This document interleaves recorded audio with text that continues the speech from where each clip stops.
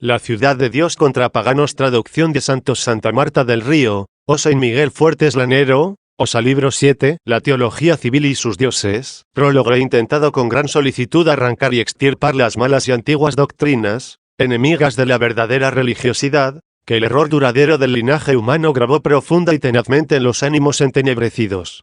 Con la ayuda de Dios, que, como verdadero que es, tiene este poder, he cooperado en la medida de mis fuerzas con su gracia. Tengan, pues, paciencia y calma los de ingenio más rápido y agudo, a quienes han sido más que suficientes los libros anteriores sobre esta materia, y no juzguen superfluo por mor de los otros lo que no ven necesario para sí mismos.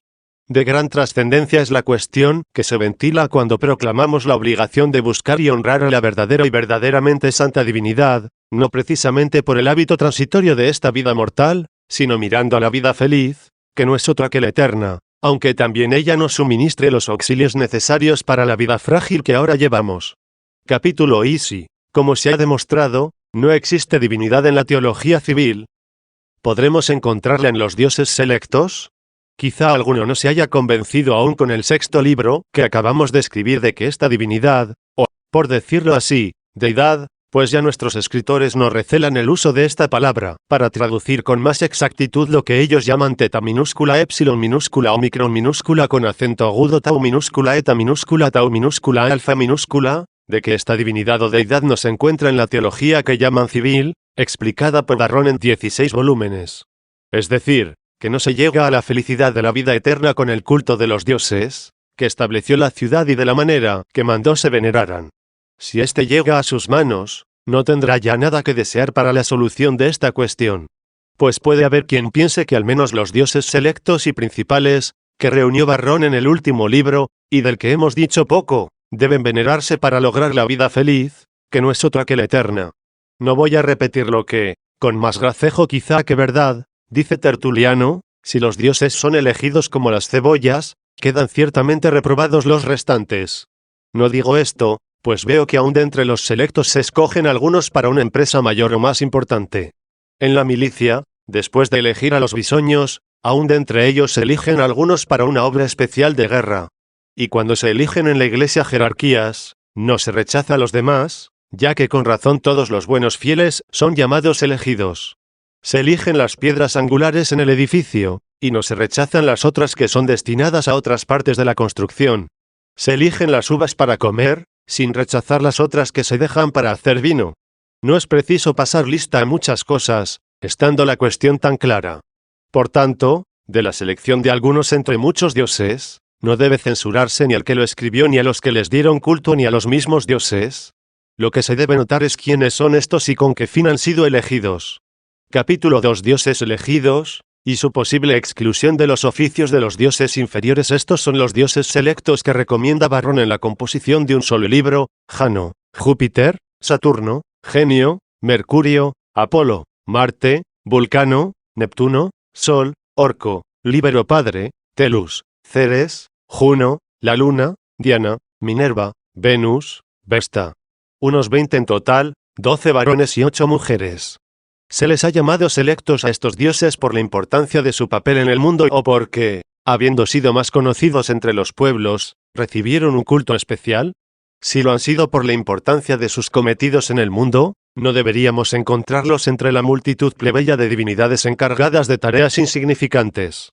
En efecto, el mismo Jano, en la concepción de la prole, donde comienzan todas las operaciones referentes a esto, repartidas minuciosamente entre otras divinidades, abre la entrada para la recepción del semen, pero allí está también Saturno por la misma causa del semen, allí está también Líbero, que libra al hombre por la efusión del semen, también lo está Líbera, a quien confunden con Venus, que otorga a la mujer el mismo beneficio de liberarla del semen. Y todos estos pertenecen a la categoría de los llamados selectos. Y también se encuentra allí la diosa Mena, que preside el flujo menstrual, sin calidad de nobleza, aunque hija de Júpiter. Sin embargo, el mismo autor en el libro de los dioses selectos asigna este papel del flujo menstrual a la diosa Juno, que es también reina entre los dioses selectos. Pero con el nombre de Juno Lucina preside la menstruación con su hijastra Mena. Todavía toman parte otros dos totalmente desconocidos y que yo ignoro, Bitumno y Sentino, el uno dando la vida y el otro el sentido al feto. y siendo tan desconocidos, conceden mucho más que tantos otros, eminentes y selectos. En efecto, careciendo de vida y de sentido. ¿Qué sería lo que se gesta en el seno de la mujer, sino algo abyecto y comparable al limo y al polvo? Capítulo 3. No hay razón alguna para la selección de ciertos dioses, ya que se asigna un papel más excelente a muchos dioses inferiores. 1. Hay motivo que obligue a encomendar a tantos dioses selectos estos cometidos insignificantes, si en la distribución de esta liberalidad los superan Bitumno y Sentino, olvidados en la oscuridad de la fama. En efecto, abre el selecto Jano la entrada y la puerta el semen, da el mismo semen otro selecto, Saturno. El selecto Líbero concede la emisión del semen al varón. Esto mismo da a las mujeres Libera, que es Ceres o Venus.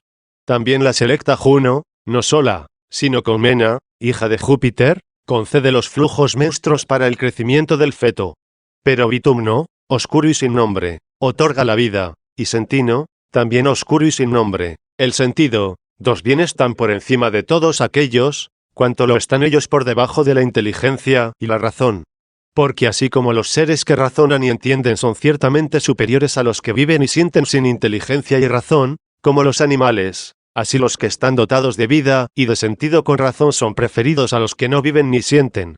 Por consiguiente, Bitumno, que da la vida, y Sentino, que da el sentido, debían tener cabida entre los dioses selectos con más razón que Jano, que admite el semen, y Saturno, que lo da o lo distribuye, y Líbero o Libera, que lo promueven o lo derraman, cuyos semenes, por cierto, sería vergonzoso pararse a considerar si no fuera por la vida y el sentido en que desembocan. Y no son los dioses selectos, sino dos desconocidos y menospreciados ante la dignidad de aquellos, los que conceden estos dones selectos. Quizás se pretenda objetar, Jano tiene el poder de todo principio, y por eso no sin razón se le atribuye la apertura de la concepción. Saturno, a su vez, tiene el poder de todos los semenes, y así preside en cuantos actos requiere la propagación de los hombres. Juno, por otra parte, preside la purgación y el nacimiento, por lo cual tiene que estar presente a la purgación de las mujeres y al nacimiento de los hombres. Si dicen esto, veamos qué dicen de Bitumno y Sentino. ¿Les concederán el poder sobre la vida y el sentido de todos? Si así es, fíjense en qué lugares tan sublimes han de colocarlos. Porque el nacer de semillas, de la tierra procede y en la tierra tiene lugar. En cambio, la vida y el sentido lo consideran ellos propios de los dioses siderales. Si, por el contrario, pretenden atribuir a Bitumno y Sentino solamente los atributos que se desarrollan en la carne y se apoyan en los sentidos. Porque el Dios que da vida y sentido a todos los seres no da también vida y sentido a la carne, otorgando también a los partos esta función en su acción universal. ¿Por qué ha de necesitar de Bitumno y Sentino? Si quien preside en el universo la vida y los sentidos encomendó a estos, digamos, lacayos suyos tales menesteres de la carne como últimos y más bajos, tan faltos se encuentran de familia los dioses selectos, que no encuentran a quien encomendar estas obras, y, con toda esa nobleza que los hace selectos, se ven forzados a realizar su obra por medio de desconocidos. Juno, la selecta y reina, hermana y consorte de Júpiter, es, sin embargo, la hiperduca de los niños, y lleva a cabo esta obra con diosas tan faltas de nobleza, como Beona y Adeona. También añadieron para esto a la diosa Mente, para que diera a los niños un espíritu bueno, pero no colocaron a ésta entre los selectos, como si hubiera algo más grande que dar al hombre. Colocan, en cambio, a Juno, como hiperduca y domiduca, como si importara algo andar el camino y dirigirse a casa sin un espíritu recto. Pues los encargados de seleccionar a los dioses no pusieron entre los selectos a la diosa de esta función, que debía ciertamente ser preferida a Minerva, a quien entre otras obras sin importancia atribuyeron la memoria de los niños. ¿Quién puede en verdad dudar de que es mucho mejor tener un espíritu bueno que una memoria prodigiosa? Pues nadie es malo si tiene un espíritu bueno. Los hay, sin embargo, pésimos con una admirable memoria, y tanto más culpables cuanto menos pueden olvidar el mal que maquinan. Y, sin embargo, Minerva tiene un puesto entre los dioses selectos, mientras que la diosa Mente se encuentra entre la innoble turba. ¿Qué diré de la virtud? ¿Qué de la felicidad? Ya he hablado mucho de ellas en el libro 4. Las tienen como diosas, pero no han querido concederles un lugar entre los dioses selectos, habiéndoselo dado a Marte y a Orco, causa el uno de los muertos y receptor el otro. 2. En estos quehaceres insignificantes, distribuidos minuciosamente entre muchos dioses, vemos cómo los mismos selectos cooperan en sus funciones, como el Senado con la plebe, y descubrimos que ciertos dioses, juzgados indignos de pertenecer a los selectos, realizan funciones de mayor importancia que las de los que llaman selectos. Hemos de concluir, pues, que han sido considerados como elegidos y principales no por la eminente categoría de sus funciones en el mundo, sino porque les tocó ser más conocidos entre los pueblos. Por eso dice el mismo Varrón que a algunos dioses padres y diosas madres les sobrevino, como a los hombres, la falta de nobleza. De suerte que si la felicidad no debe encontrarse en la categoría de los dioses selectos, porque estos llegaron a esa nobleza por el azar, no por sus méritos, al menos debían colocar en ese rango, y aun por delante de los otros, a la fortuna, que, según dicen, no reparte sus dones según la razón, sino al azar. Esta es la que debía ocupar el lugar más levantado entre los dioses selectos, entre los cuales, sobre todo, ha demostrado su poder, precisamente cuando vemos que no han sido elegidos principalmente por su virtud o por una felicidad racional, sino, al decir de los adoradores de aquellos, por el poder irreflexivo de la fortuna. Aun Salustio, tan elocuente, parece tener puesta la atención en los mismos dioses cuando dice, ciertamente, la fortuna es soberana de todo, ella lo saca todo a la luz o lo oscurece, atendiendo más a su antojo que a la verdad. No se encuentra, en efecto, motivo para enaltecer a Venus y rebajar a la virtud, ya que ambas han sido consagradas como divinidades y no pueden compararse sus méritos. Ahora bien, si merece mayor honor lo que apetecen los más, siendo más los amadores de Venus que los de la virtud, porque alcanzó Minerva puesto tan alto, y tan bajo la diosa Pecunia. Entre los hombres realmente encandila más la avaricia que la habilidad. Y aun entre los mismos habilidosos es raro encontrar quien no venda su arte por dinero, y siempre se estima más el fin que se pretende en una obra, que la obra en que se busca aquel. Por consiguiente, si es el juicio de la turba insensata el que ha realizado esta selección de los dioses, ¿por qué no se ha preferido la diosa Pecunia a Minerva, ya que tantos artistas lo son con vistas al dinero? Y si esta calificación es obra de unos pocos sabios, ¿por qué no ha sido preferida la virtud a Venus, ya que tanto la sobreestima la razón? Ciertamente, la fortuna, como dije, a juicio de los que le conceden muchísimo, tiene un dominio universal y enaltece o rebaja todas las cosas a su antojo, más bien que a medida de la verdad. Y si tiene tal poder sobre los mismos dioses que enaltece o rebaja a su antojo a los que quiere, al menos la fortuna debería ocupar un lugar principal entre los selectos, puesto que tiene poder tan importante sobre los mismos dioses. Habrá que pensar quizá que la misma fortuna no ha podido ser contada entre ellos, porque ha sufrido el revés de una mala fortuna. Habría que concluir que obró contra sí misma al ennoblecer a los otros dioses, y quedarse ella sin nobleza. Capítulo 4. Trataron mejor a los dioses inferiores, que se vieron libres de infamias, que a los selectos. Abrumados de torpezas, cualquier mortal ávido de nobleza y renombre podría felicitar a estos dioses, y llamarlos afortunados si no los viera elegidos más bien para la afrenta, que para el honor. Porque en verdad esa baja panda de dioses se ha visto protegida por su misma oscuridad, para no ser cubierta de afrentas. Es ridículo ver cómo el capricho de la opinión humana los encasilla, y les distribuye las ocupaciones, como arrendadores secundarios de impuestos o como trabajadores de una platería, donde colaboran muchos artistas en la confección de un pequeño vaso, que podría realizar perfectamente uno solo. Pero así les pareció que miraban por la multitud de obreros, pudiendo cada uno aprender rápida y fácilmente la parte alícuota de ese arte sin necesidad de llegar todos con tanta lentitud y dificultad a la perfección en toda ella. Sin embargo, apenas se encuentre alguno de los dioses no selectos que hayan contraído la infamia con la comisión de un crimen, como apenas existe alguno de los selectos que no se haya visto cargado con la marca de notable afrenta. Ellos se bajaron a las obras humildes de los no selectos. Estos, en cambio, no llegaron a las grandes maldades de aquellos. En efecto, sobre Janio no se me ocurre infamia alguna que lo afrente. Y quizá haya sido tal, con una vida inocente y alejado de maldades y torpezas, acogió con benignidad a Saturno, fugitivo. Partió su reino con el huésped, hasta el punto de fundar cada uno su ciudad, Janiculum y Saturnia.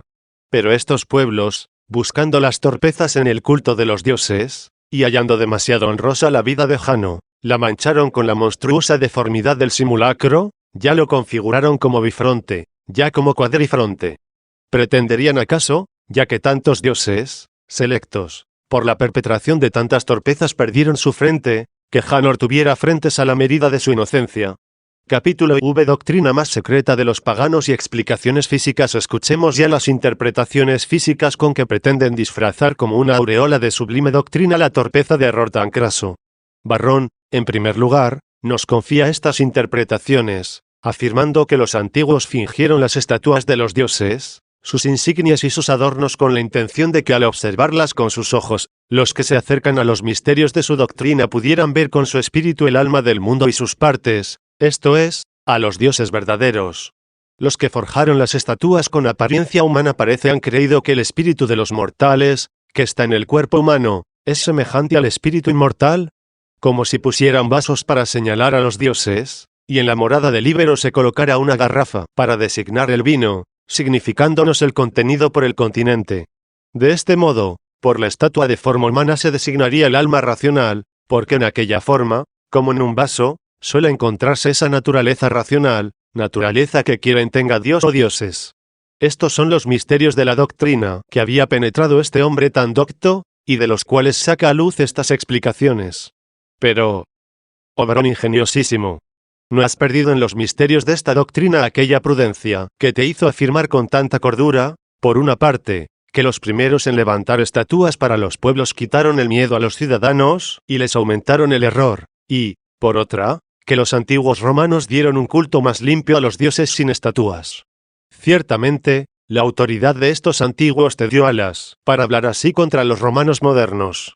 Porque si aquellos antiguos hubieran venerado las imágenes, a buen seguro que hubieras silenciado por temor todo tu parecer, a veces tan verdadero, sobre la supresión de las estatuas.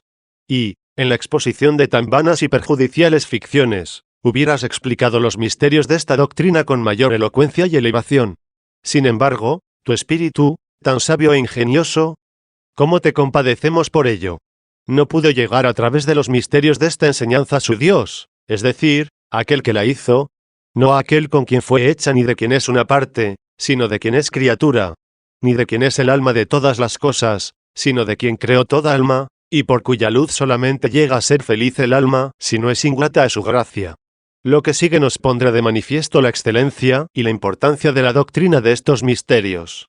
Mientras, confiesa este varón tan sabio que el alma del mundo y sus partes son verdaderos dioses, de donde se colige que toda su teología, es decir, la misma natural, a la que tal categoría otorga, ha podido extenderse hasta la naturaleza del alma racional. Porque sobre la teología natural apenas nos adelanta algún punto en este libro, en el cual intentaremos descubrir si mediante las interpretaciones fisiológicas puede relacionar la teología civil con esta natural. La civil es la última que escribió sobre los dioses selectos. Si lo consigue, toda la teología será natural, y ¿qué necesidad había entonces de separar de ella la civil con tal diligencia? Pero pase que haya sido separada con justo motivo, no siendo verdadera ni la natural que defiende, pues llega al alma ciertamente, pero no al verdadero Dios que hizo el alma. Cuánto más abyecta y falsa es esta teología civil, que se ocupa, sobre todo, de la naturaleza de los cuerpos. Así lo demuestran sus mismas interpretaciones, algunos de cuyos extremos tengo necesariamente que comentar, y que él investigó y trató de aclarar con tal diligencia. Capítulo B. Afirma Varrón que Dios es el alma del mundo. Que, sin embargo, en sus partes tiene muchas almas de naturaleza divina. Dice Varrón, en la introducción de la teología natural, que él tiene a Dios por alma del mundo, al que llaman los griegos kappa mayúscula omicron minúscula con acento agudo sigma minúscula mi minúscula omicron minúscula sigma final minúscula, y que, a su vez, este mismo mundo es Dios. Y así como al hombre sabio, compuesto de alma y cuerpo, lo llamamos sabio por el alma, de la misma manera al mundo, formado de espíritu y cuerpo, se le llama Dios por el espíritu. Parece, en cierto modo, reconocer aquí un solo Dios. Pero llega a introducir luego más, añadiendo que el mundo está dividido en dos partes, el cielo y la tierra. Y el cielo, a su vez, en otras dos, el éter y el aire. Y la tierra también en dos, agua y tierra firme. De esas partes la más alta es el éter, la segunda el aire, la tercera el agua, y la más baja la tierra. Todas estas cuatro partes están llenas de almas, inmortales las del éter y el aire, mortales las del agua y la tierra. Desde el supremo círculo del cielo al de la luna moran las almas etéreas, esto es, los astros y las estrellas, cuya divinidad no solo podemos conocer, sino incluso ver. En cambio, entre el círculo de la luna y las supremas cimas de las nubes y los vientos están las almas aéreas, las cuales solo podemos comprender con la inteligencia, no con los ojos. Estas son los héroes, los lares, los genios. Esta es, en resumen, la teología natural propuesta en este preámbulo, aceptada no solo por este, sino también por muchos filósofos. De ella hablaré más detenidamente cuando, con la ayuda del verdadero Dios, exponga lo que queda de la teología civil, en lo que se refiere a los dioses selectos. Capítulo 7. ¿Fue conforme a la razón separar las dos divinidades, Jano y Término? ¿Quién fue, pues, Jano, por quien comenzó Varrón? Se responde, es el mundo. Bien breve y clara es la respuesta.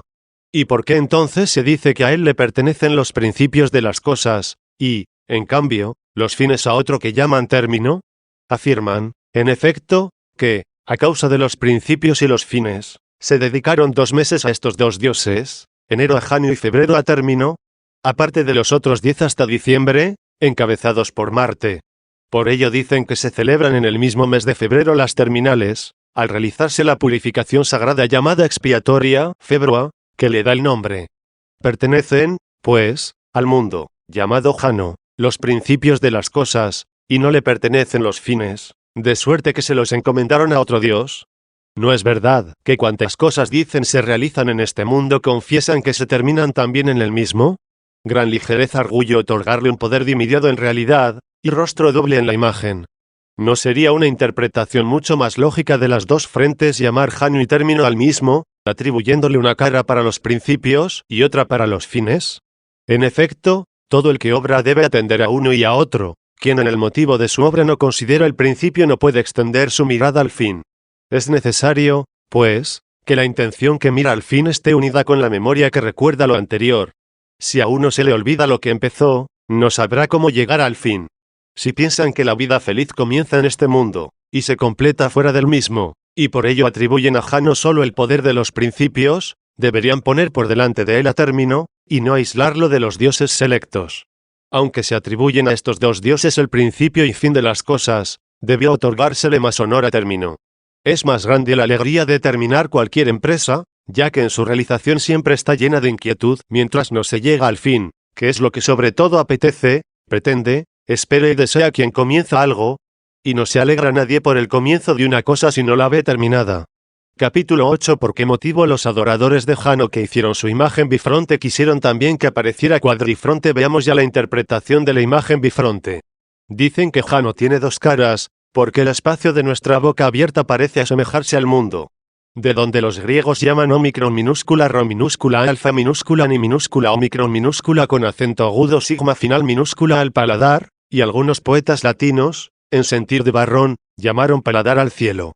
Desde ese espacio, en efecto, de la boca abierta hay una salida afuera hacia los dientes, y otra dentro hacia las fauces, a lo que ha llegado el mundo por el vocablo, griego o poético, de nuestro paladar. ¿Qué tiene que ver esto con el alma y con la vida eterna? ¿Se ha de dar culto a este Dios solo por la deglución o expulsión de la saliva, cuya puerta se abre bajo el cielo del paladar? ¿Sería entonces el mayor absurdo no encontrar en el mismo mundo 2 puertas opuestas para admitir algo dentro o echarlo afuera? Al igual que pretender formar en Jano, por solo el paladar, que no tiene con él semejanza alguna, una imagen del mundo basada en nuestra boca y nuestra garganta, a las cuales tampoco el mundo se asemeja en nada. Cuando le atribuyen 4 caras y llaman doble a Jano, lo refieren a las 4 partes del mundo. Como si el mundo pudiera mirar algo hacia afuera, como hace Jano por todas sus caras. Por otra parte, si Jano es el mundo y el mundo consta de 4 partes, sería falsa la imagen de Jano bifronte. Y si es verdadera, porque el mundo suele designarse también bajo el nombre de Oriente y Occidente, ¿acaso al hablar de las otras 2 partes, Austro y Septentrión, se puede llamar doble al mundo, como al cuadrifronte lo llaman doble Jano? ¿No hay razón alguna que autorice la interpretación de las 4 puertas, abiertas para la entrada y la salida, como una semejanza del mundo, como dicen que la encontraron, sobre la imagen bifronte, al menos en la boca del hombre? A no ser que venga en su ayuda Neptuno, y les presente un pez, que, a más de la abertura de la boca y la garganta, tiene también las fauces a derecha e izquierda. Y, sin embargo, a pesar de tantas puertas, no puede escapar de esta vanidad alma alguna, sino la que escucha a la verdad, que dice, yo soy la puerta 1. Capítulo 9. Poder de Júpiter y su comparación con Jano 1. Díganos ya que hemos de pensar de Jove, que también se llama Júpiter. Es el dios, dicen, que tiene en su poder las causas de cuanto sucede en el mundo. Cuán grande sea este poder nos lo atestigua Virgilio en el famoso verso: feliz quien ha conocido las causas de las cosas. ¿Por qué entonces se le antepone Jano? Nos lo dice con su ciencia y agudeza el célebre Varrón, porque en poder de Jano están los principios, y en el de Júpiter, el cumplimiento. Por eso tiene a Júpiter como rey de todos. Los principios son superados por su cumplimiento, porque aunque preceden en el tiempo, la realización supera en dignidad. Ciertamente esto sería justo si se pudiera distinguir el principio de los hechos de su realización. Como el principio de un hecho es partir, y la culminación es la llegada. La tarea del aprendizaje es el comienzo, y la culminación, la comprensión o asimilación de la doctrina. Así sucede en todo, primero están los principios, y los fines son la cumbre. Pero esto ya quedó resuelto entre Jano y Termino. La dificultad está en que lo que se atribuye a Júpiter son las causas eficientes, no las que son hechas. Y en modo alguno pueden los hechos o comienzos de los hechos anticiparse a las causas, ni en el orden del tiempo. Siempre es anterior la cosa que realiza algo a la realizada. Por lo cual, aunque pertenezcan a Jano los principios de los hechos, no son por ello anteriores a las causas que le asignan a Júpiter.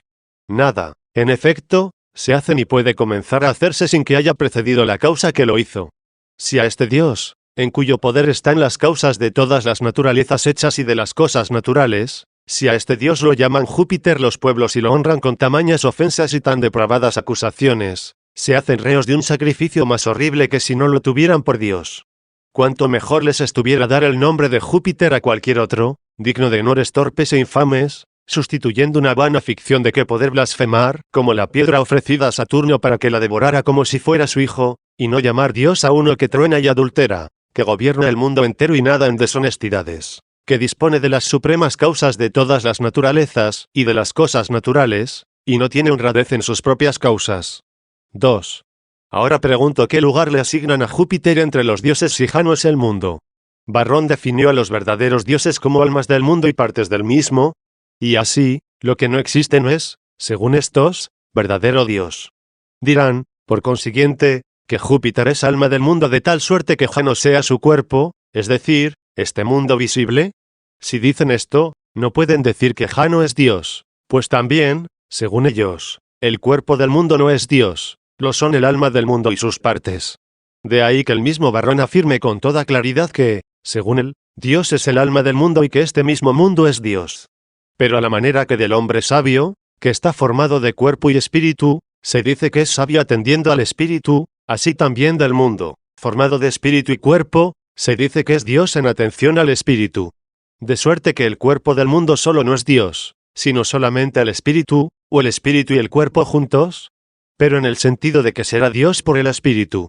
Sí, pues, Jano es el mundo, y Jano es Dios. ¿Os harán afirmar que para poder Júpiter ser Dios es una parte de Jano? Más bien suelen atribuir a Júpiter el universo. Por eso se dice que todo está lleno de Júpiter. Por consiguiente, si quieren que Júpiter sea Dios y, sobre todo, rey de los dioses, tienen que concebirlo como mundo y así podrá reinar, según ellos, sobre los otros dioses como partes suyas. En apoyo de esta opinión expone también el mismo Varrón los versos de Valerio Sorano, en otro libro que escribió sobre el culto de los dioses. He aquí estos versos: omnipotente de Júpiter, padre de los reyes, de las cosas y de los dioses, madre también de los dioses, único Dios y todos los dioses. Se explican esos versos en el mismo libro, lo llama varón en cuanto emite el semen, y mujer en cuanto lo recibe, y dice que Júpiter es el mundo, y emite de sí y recibe en sí todas las semillas. Por ello, concluye Sorano, Júpiter es padre y es madre, y con igual razón es el mismo uno y todas las cosas, porque el mundo es uno, y en este uno está todo. Capítulo X. ¿Es justa la distinción entre Jano y Júpiter? Si Jano es el mundo y Júpiter también es el mundo, y el mundo es único, ¿cómo puede haber dos dioses, Jano y Júpiter? Porque tienen templos distintos, altares distintos, ritos diversos, diferentes imágenes. Quizá porque una es la virtud de los principios y otra la de las causas, recibiendo aquella el nombre de Jano y esta el de Júpiter.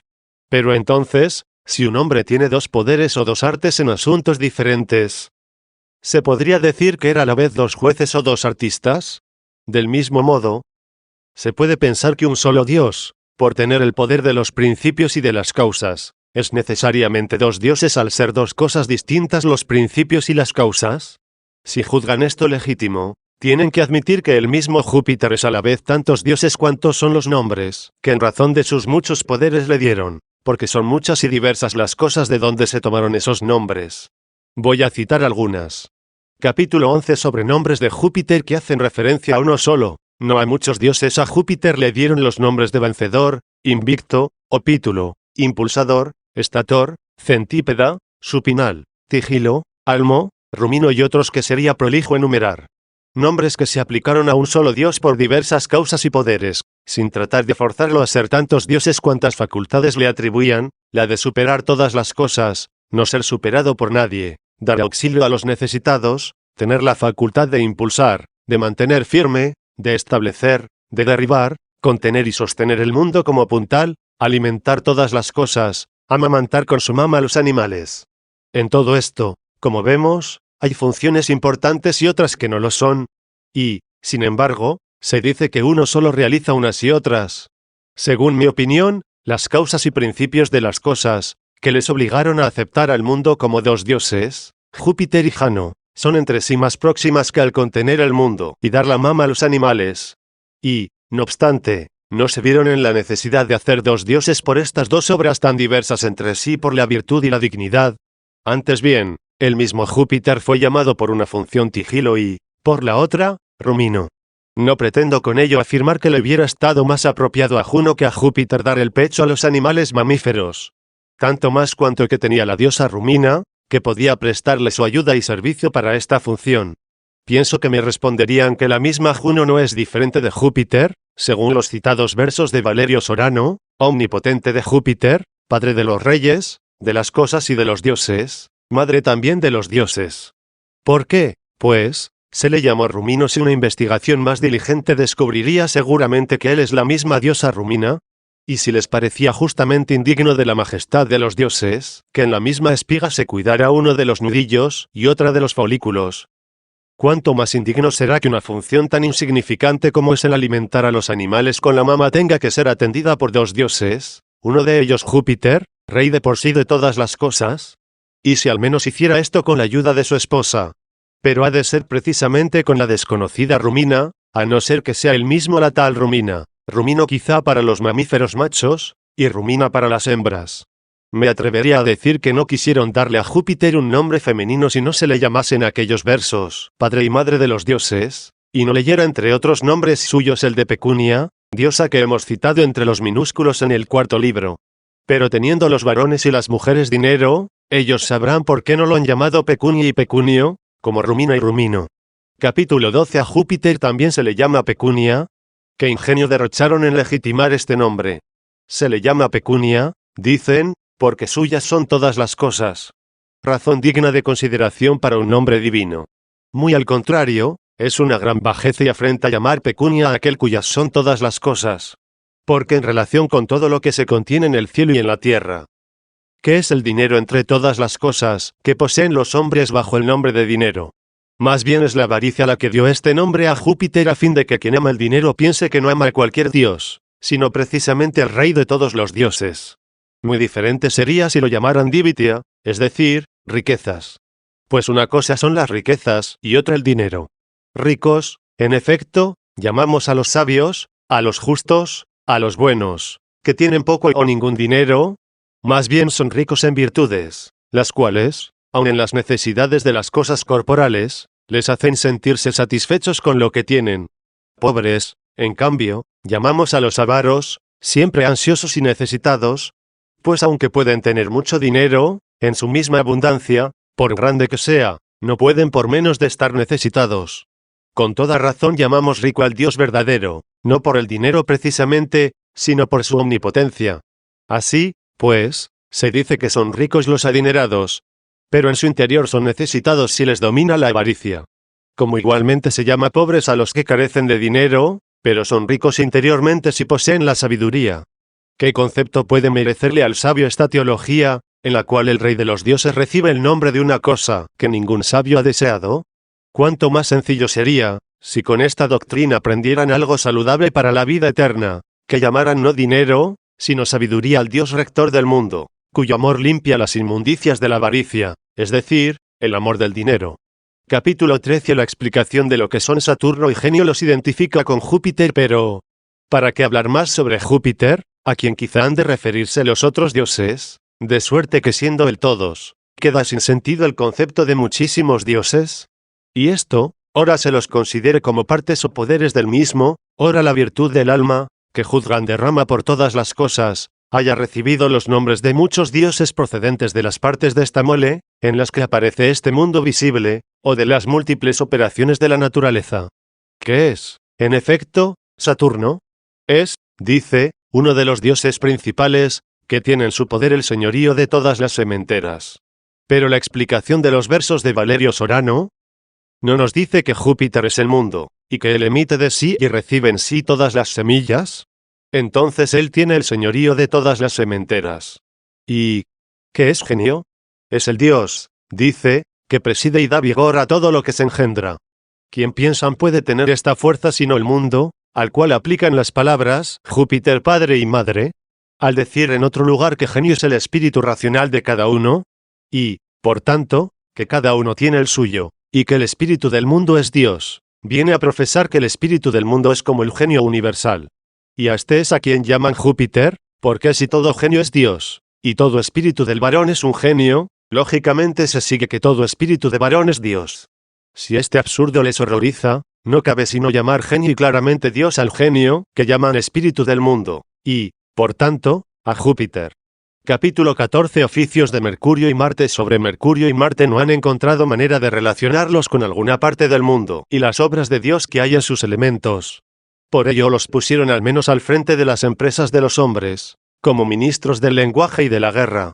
Si Mercurio tiene poder sobre la palabra de los dioses, domina aún sobre el mismo rey de los dioses. Si Júpiter tiene que hablar a su arbitrio o ha recibido de él la facultad de hablar, ciertamente esto es absurdo. Pero si su poder solo alcanza al ámbito de la palabra humana, no es creíble que Júpiter se haya dignado descender a amamantar con su pecho a los niños y a los animales, por lo que recibió el nombre de Rumino, y no haya querido aceptar el cuidado de nuestro lenguaje, que nos hace superiores a las bestias. De lo cual se concluye que Júpiter y Mercurio son lo mismo. Si, por otra parte, se quiere identificar a Mercurio con la palabra, como indican las interpretaciones que dan de él, entonces Mercurio, por propia confesión de ellos, no es Dios. Efectivamente, Mercurio querría decir el que corre en medio, porque la palabra corre entre los hombres.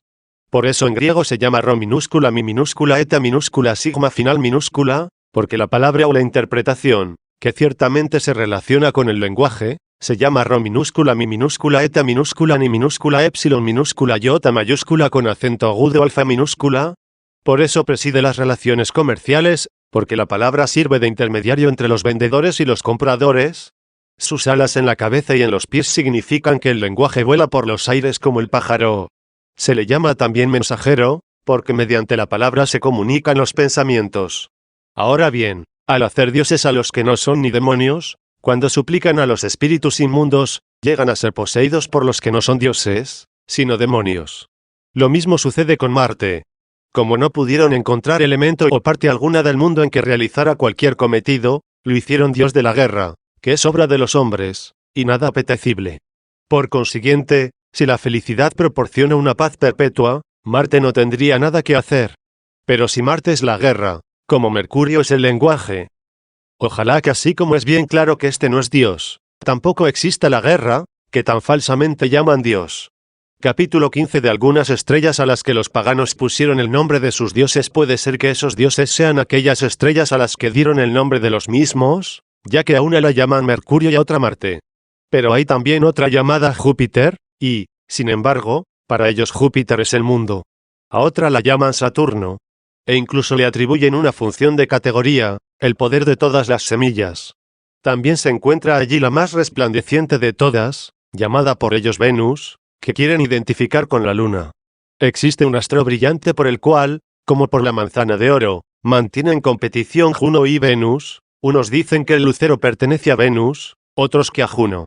Pero, como suele ocurrir, Venus lleva la victoria. Son muchos más los que atribuyen esta estrella a Venus, y muy pocos los que sostienen lo contrario.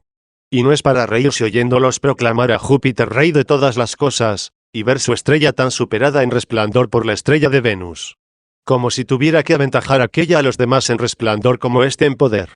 Replican que parece así, porque la que se tiene por más oscura está más elevada y mucho más lejos de la Tierra. Pero si la dignidad mayor mereció un lugar superior, ¿por qué Saturno está allí más alto que Júpiter? ¿No pudo la vanidad de la fábula, que hace rey a Júpiter, llegar hasta los astros? ¿Y lo que no pudo conseguir Saturno en su reino ni en el Capitolio? ¿Se le permitió conseguirlo en el cielo? ¿Por qué entonces Jano no recibió estrella alguna? Quizá porque él es el mundo, y todas se encuentran en este. Pero también Júpiter es el mundo y, sin embargo, las tiene. Por ventura Jano se las arregló como pudo, y por una estrella que no tiene entre los astros recibió tantas caras en la Tierra. Además, solo a causa de las estrellas tienen a Mercurio y a Marte como parte del mundo. De suerte que pueden considerarlos como dioses, porque ciertamente el lenguaje y la guerra no son partes del mundo, sino actos de los hombres. ¿Por qué entonces no consagraron ni aras, ni sacrificios, ni templos a Aries, a Tauro, a Cáncer, a Escorpión y a los restantes de esta clase, que enumeran ellos entre los signos celestes y que están formados no de una estrella cada uno, sino de muchas, y que dicen están colocados más arriba que los otros en lo más alto del cielo, donde un movimiento más constante da a los astros un curso fijo? ¿Por qué no los tuvieron siquiera, no digo entre los dioses selectos, sino ni aun entre los que consideran como plebeyos? Capítulo 16 sobre Apolo, Diana y restantes dioses celestes que dicen son partes del mundo. Apolo, aunque lo tienen como adivino y médico, para colocarlo en alguna parte del mundo dijeron que era también el sol. Y a Diana, su hermana, la llamaron de modo semejante luna y protectora de los caminos.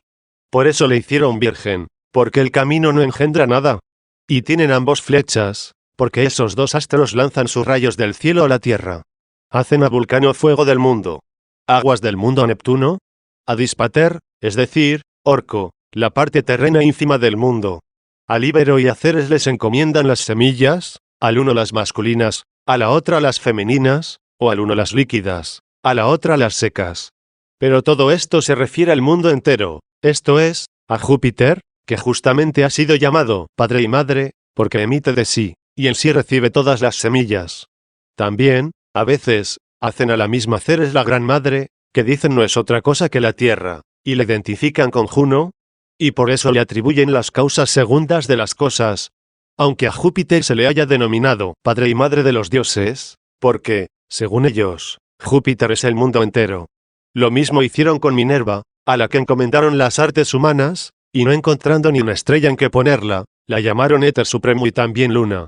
Asimismo, a Vesta, como es la Tierra, la tuvieron por la más grande de las diosas, aunque juzgaron oportuno dedicarle también el fuego ligero del mundo, que se refiere a los usos corrientes de los hombres, no precisamente al violento, que es el de Vulcano. Según esto, pretenden que todos estos dioses selectos son este mundo, los unos, el mundo entero, los otros, partes del mismo. El mundo entero sería Júpiter, partes de él, Genio, la Gran Madre, el Sol y la Luna, o mejor, Apolo y Diana. Y unas veces le hacen muchas cosas a un solo dios, y otras, en cambio, a una sola cosa la hacen ser muchos dioses.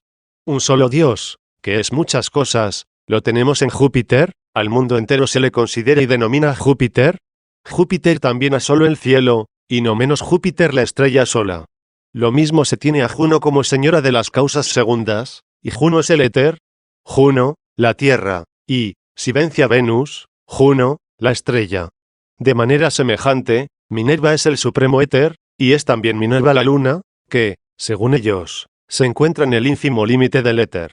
Veamos también cómo de una sola cosa hacen muchos dioses. Jano es el mundo, y también lo es Júpiter. Igualmente, Juno es la tierra, y también lo es la Gran Madre y Ceres. Capítulo 17. También Varrón expresó con ambigüedad sus opiniones sobre los dioses, al igual que todo esto que acabo de recordar como ejemplo, no explica, sino más bien complica todas las demás cosas. Como están a merced del impulso de opinión errabunda, así avanzan y retroceden a una y otra parte, de una parte a otra, de suerte que el mismo Varrón prefiere dudar de todo a afirmar algo. Pues habiendo terminado el primero de los 3 últimos libros sobre los dioses, dice al comenzar a tratar en el segundo sobre los dioses inciertos, si expusiera en este libro opiniones dudosas sobre los dioses, no merezco reprensión. Quien juzgue que es conveniente y que se puede juzgar ya lo hará él al leerme. Yo, en cambio, puedo llegar con más rapidez a poner en duda lo que dije en mi primer libro, que a recoger en un breve resumen cuanto pueda escribir en este. De esta suerte nos ha dejado en la incertidumbre tanto sobre los dioses inciertos como sobre los ciertos. Además, en el libro tercero sobre los dioses selectos, después del preámbulo que juzgó oportuno sacarlo de la teología natural, al comenzar a tratar de las vanidades y locuras de esta teología civil, en que no solo no le guiaba la verdad de las cosas, sino que le estrechaba la autoridad de los antepasados, dice, en este libro voy a escribir sobre los dioses públicos del pueblo romano, a quienes dedicaron templos y honraron con muchas imágenes. Pero, como escribe Genófanes de Colofón, expondré qué es lo que pienso yo, no qué defiendo, pues es propio de los hombres opinar de estas cosas, y de Dios el saberlas.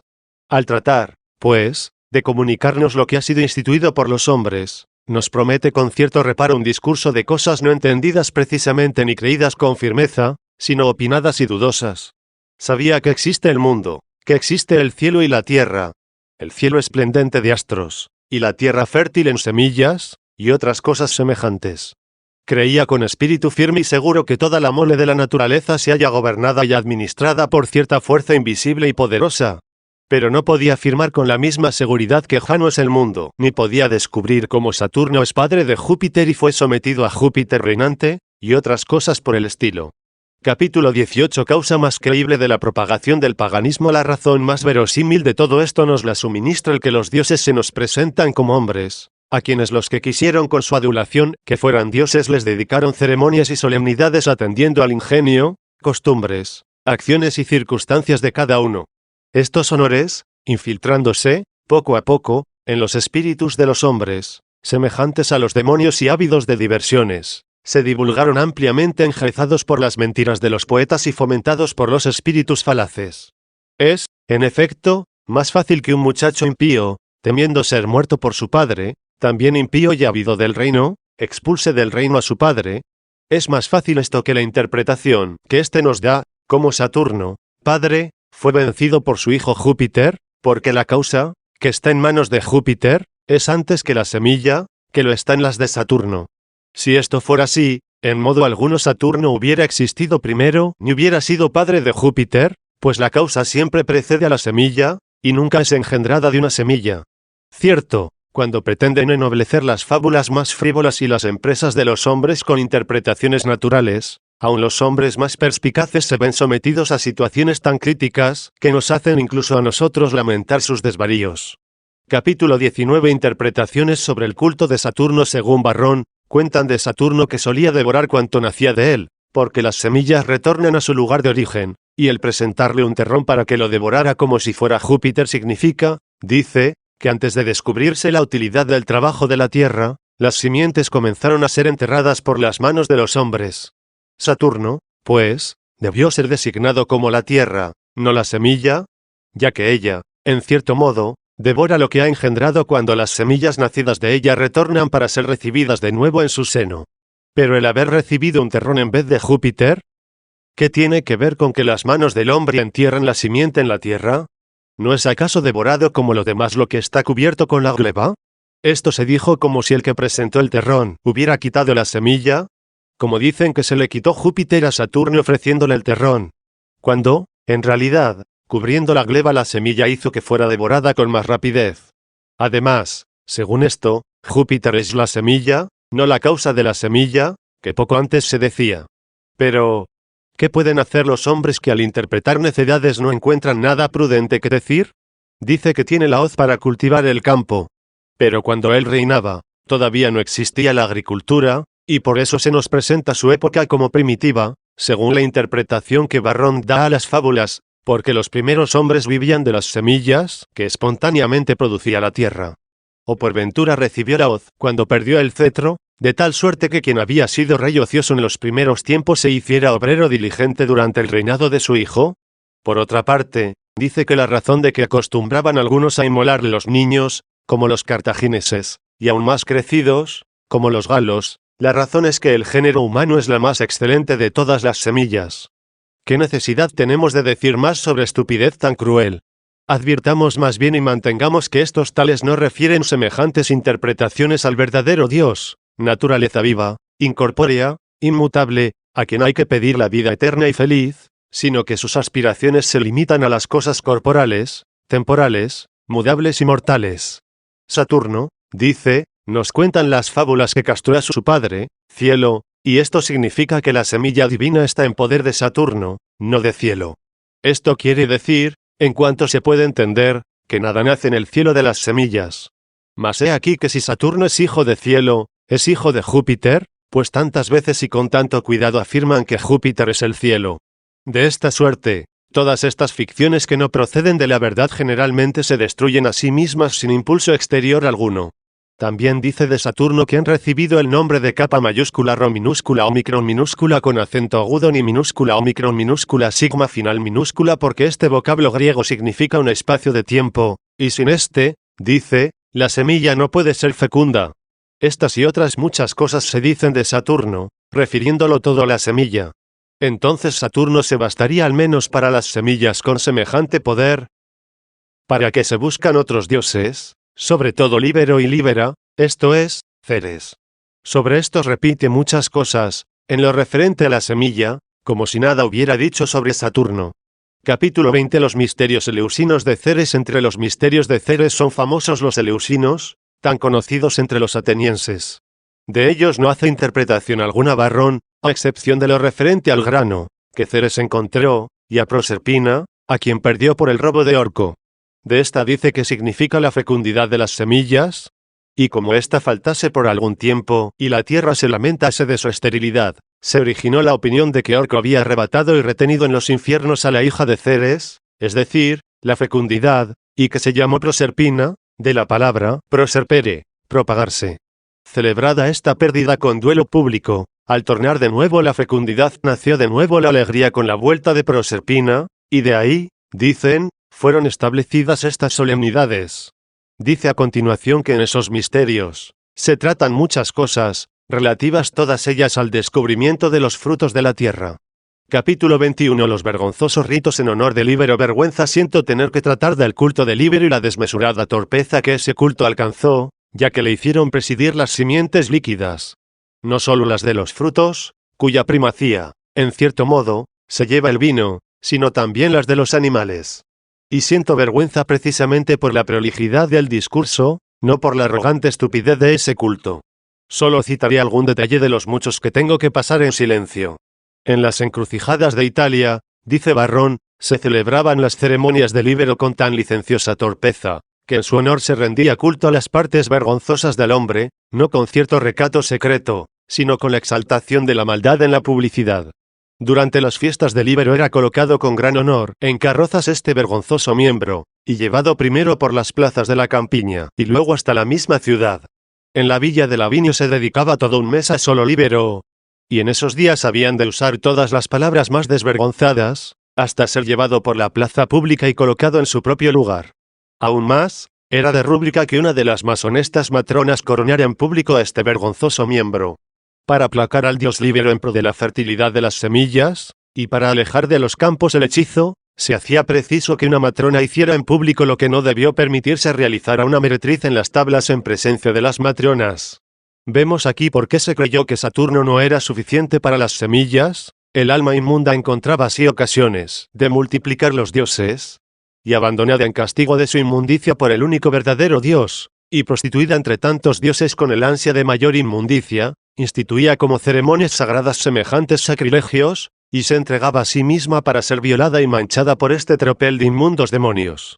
Capítulo 22 Neptuno, Salacia y Venilia. Tenía ya Neptuno como esposa a Salacia, que dijeron era el agua inferior del mar.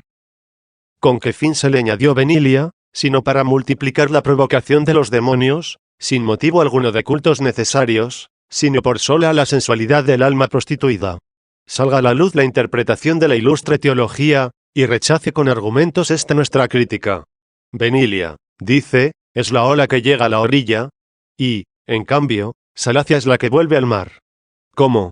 ¿Se forjan dos olas, cuando es una sola que viene y vuelve?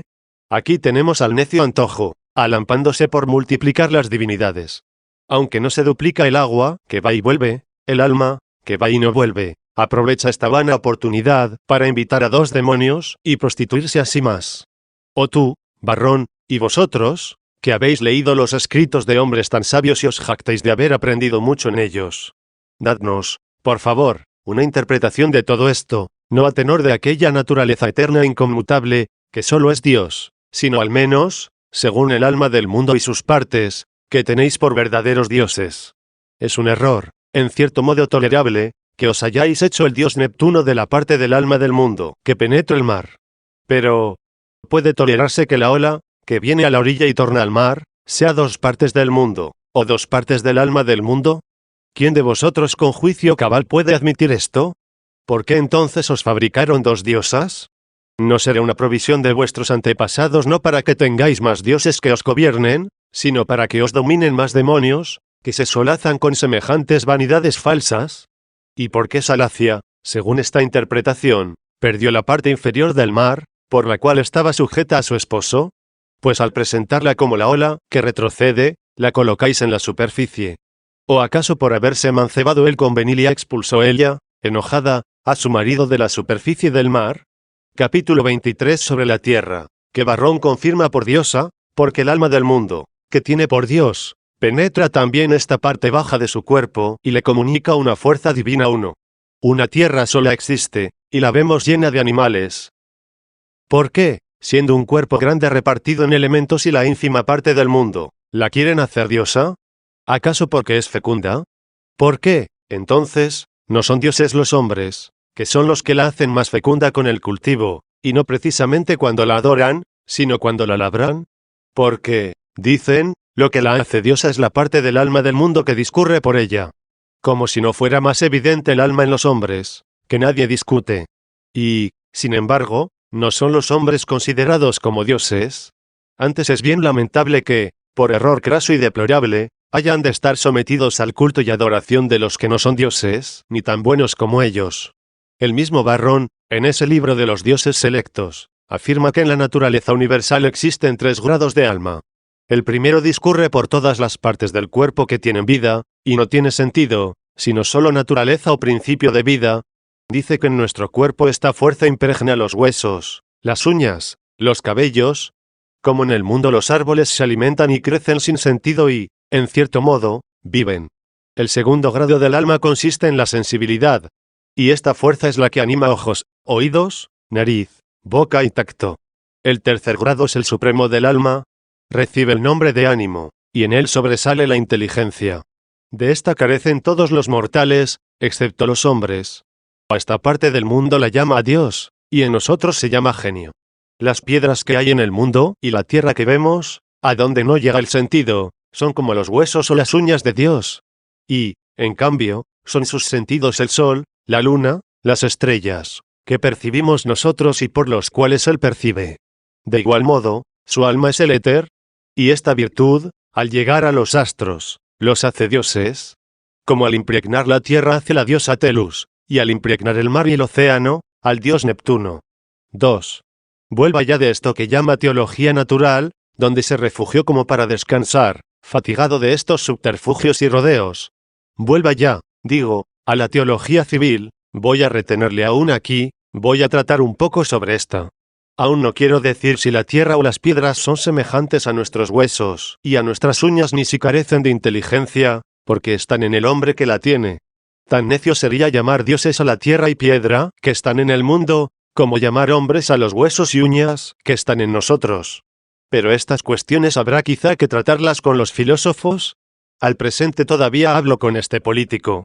Puede ocurrir que, aunque parece haber querido levantar un poco la cabeza a aquella especie de libertad de la teología natural, dando vueltas todavía a este libro y pensando entretenerse todavía con él, lo haya considerado también desde el punto de vista de aquella teología, y que haya afirmado esto para que nadie piense que sus antepasados u otras ciudades han dado culto vanamente a Telus y a Neptuno.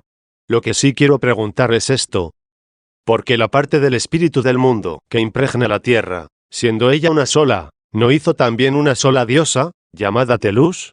Si así lo hizo, ¿dónde estará Orco, hermano de Júpiter y Neptuno, a quien llaman Díspater. Donde su esposa Proserpina, que, según otra opinión expuesta en los mismos libros, no se presenta como la fecundidad de la tierra, sino como su parte inferior. Si replican que la parte del espíritu del mundo, al impregnar la parte superior de la tierra hacia Díspater, y cuando impregna la inferior, a la diosa Proserpina, ¿qué quedará de Telus?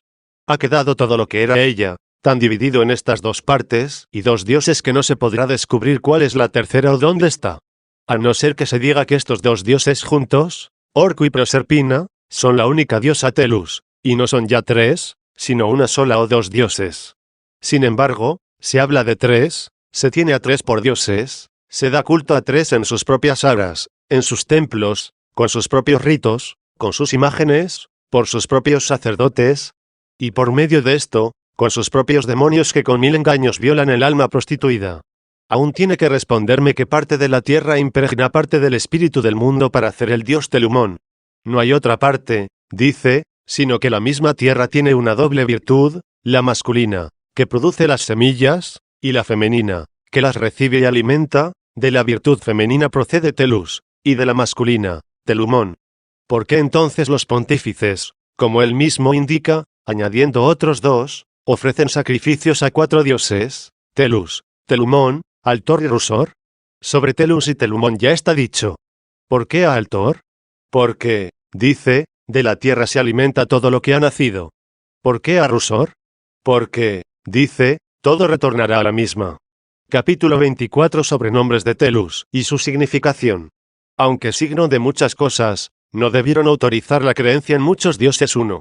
De suerte que la tierra siendo una, por causa de esta virtud cuádruple, debió recibir 4 sobrenombres, pero no fabricar por eso 4 dioses. Así, tenemos a Júpiter, que es uno solo y tiene tantos sobrenombres, e igualmente a Juno. Y todos esos sobrenombres expresan una potencialidad múltiple referida a un solo dios, o a una sola diosa, sin que esa multitud exija una multitud de dioses. Pero como a veces las mismas degradadas mujeres se asquean y arrepienten de esas catervas que buscaron para saciar su apetito, así le ocurre al alma envilecida y entregada a los espíritus inmundos, si tanto se alampó por multiplicar los dioses, ante quienes prosternarse para ser contaminada, no menos se apesadumbró algunas veces. El mismo Varrón, como avergonzado de esa muchedumbre, no quiere sino que haya una sola diosa Telus, y así dice, Gran Madre llama a la misma. El llevar el tambor significa el círculo de la tierra. Las torres de su cabeza son las ciudades. Los asientos en torno suyo, mientras todo se mueve, indican que ella permanece inmóvil. Si hicieron a los galos prestarle servicios a esta diosa, con ello significan que los que buscan las semillas han de cultivar la tierra, pues que en ella se encuentra todo. Cuando se agitan ante ella, exhortan a los que cultivan la tierra a no descansar, porque siempre hay algo que hacer. El sonido de los címbalos es símbolo del movimiento de las herramientas, de las manos y de los instrumentos del cultivo del campo, címbalos que son de bronce, porque con bronce cultivaban la tierra los antiguos antes de descubrir el hierro. También la hacen acompañar, dice, de un león manso y suelto. Con ello se significa que no hay tierra alguna, por lejana o resistente que sea, que no se someta al cultivo. Añade a continuación que la multitud de nombres y sobrenombres dados a Telus Madre fue ocasión de que se juzgase que en ella había muchos dioses. Tienen, dice, a Telus por Ops, porque se mejora con el trabajo. Por Madre, porque engendra muchas cosas. Por Magna, porque produce alimento. Por Proserpina, porque de ella se propagan los frutos. Por Vesta, porque se viste de hierbas. Y así, no sin razón, reducen otras diosas a esta. Por consiguiente, si es una sola diosa, que apurando la verdad no lo es ella misma. ¿Cómo se diluyen muchas? Sean en buena hora muchos los nombres de esta sola. Pero no nos pongan tantas diosas como nombres. La autoridad del error de los antepasados le hace titubear a un Varrón después de ese su juicio. Veamos lo que añade. No está en pugna con esto la opinión de los antepasados, que juzgaron había muchas diosas. ¿Cómo no ha de estar en pugna, siendo tan diverso el que una sola diosa tenga tantos nombres, de que haya muchas diosas? Replica que puede suceder que la misma cosa sea una sola y en ella existan algunas más. Sí, se puede conceder que en un hombre haya muchas cosas, pero ¿lleva eso consigo el que, por eso, haya muchos hombres? Del mismo modo puede haber en una sola diosa más cosas. ¿Ha de haber por ello muchas diosas? En fin, pueden seguir dividiendo, hinchando, multiplicando, replicando, implicando. 2. Estos son los ilustres misterios de Telus y la Gran Madre, de donde procede todo lo referente a las semillas mortales y a la práctica de la agricultura. Por ventura referidos a esto y teniendo este fin, prometerán a alguien la vida eterna el tímpano, las torres, los galos, la agitación frenética de los miembros, el chasquido de los címbalos, los leones imaginarios. ¿Sirven acaso los galos castrados a esta gran diosa para significar que los que carecen del semen han de cultivar la tierra, cuando más bien su servidumbre lleva consigo la privación del semen? ¿Adquieren el semen, cuando carecen de él, honrando a esta diosa, o más bien pierden el semen, si lo tienen, cuando la honran? ¿Es esto interpretar o es maldecir? Y no se tiene en cuenta qué vigor ha adquirido la malicia de los demonios, que no han prometido algo grande a estos misterios y, en cambio, han ejercido tan crueles exigencias. Si la tierra no fuera diosa, los hombres aplicarían el trabajo a su cultivo para conseguir las semillas por ella en vez de ser despiadados consigo mismos para perder por su causa su semen. Si no fuera diosa, se haría fecunda con las manos ajenas, de suerte que no obligase al hombre a hacerse estéril con las propias. Vengamos ya a la escena de los misterios del Íbero, en que una honesta matrona coronaba las vergüenzas viriles a la vista de la multitud, entre la que, quizá ruborizado y sudoroso, si queda pudor aún entre los hombres, se encontrara su marido. O también a la otra, que tenía lugar en la celebración de las nupcias, cuando se la hacía sentar a la recién casada sobre el miembro viril de Príapo.